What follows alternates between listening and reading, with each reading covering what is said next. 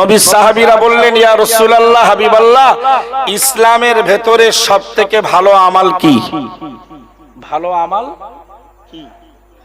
প্রিয় নবী আমার বললেন, তুতিমুত তাআমা ওয়া তুকরিউস সালামা আলা মান আরাফতা ওয়া আলা মান লাম তারিফ, আও কামা ক্বালা আলাইহিস সালাম।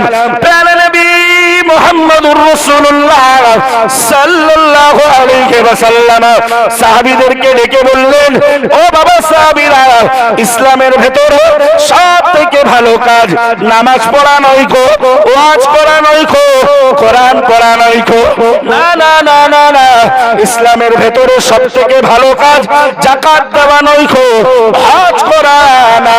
আমি আল্লাহর নবী বলছি, ক্ষুধার্তকে খানা খাওয়ানো, এটাই তো ইসলামের সবথেকে ভালো আমাল। আরো মন খুলে বলুন, প্যারে নবী মুহাম্মদুর রাসূলুল্লাহ সাল্লাল্লাহু আলাইহি ওয়াসাল্লাম আবার সাহাবীদেরকে লক্ষ্য করে বললেন, ও বাবা সাহাবীরা, চেনা অচেনা লোককে সালাম দেওয়া, এটাই তো ইসলামে ভালো কাজ। জানোয়ারদেরকে বলছি, এই শিক্ষাগুলো ইসলামের কাছ থেকে ধার কর।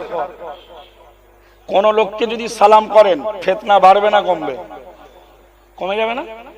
চেনেন আর নাই চেনেন, আসসালামু আলাইকুম ওয়া রাহমাতুল্লাহি ওয়া বারাকাতুহু, আল্লাহ তোমার প্রতি শান্তি দেন, বরকত নাজিল হোক, রহমত নাজিল হোক, শত্রু বন্ধুতে পরিণত হয়ে যাবে।